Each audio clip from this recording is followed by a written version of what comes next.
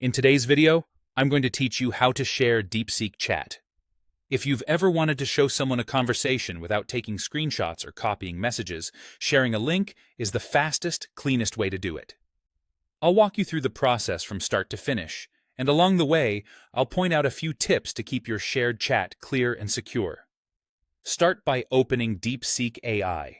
You can use your browser or the desktop app, whichever you normally prefer. Make sure you're signed in so you can access your recent conversations. Next, open the chat you want to share. Take a moment to scroll through it and confirm it's the right thread.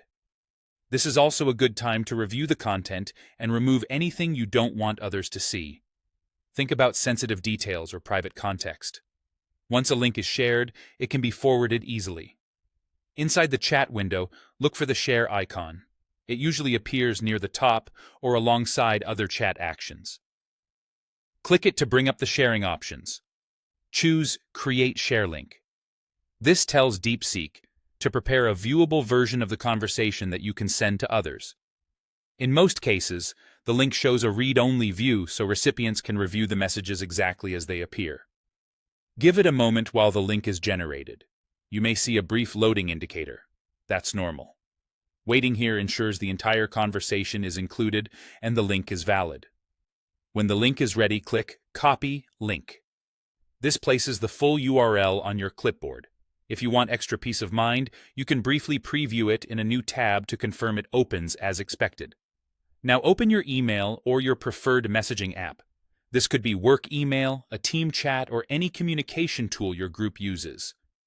Paste the link into your message and send it. Adding a short note about what the recipient will find in the chat can be helpful, like the topic covered or the question answered, so they know why they're receiving it. From there, the recipient can open the chat using the link.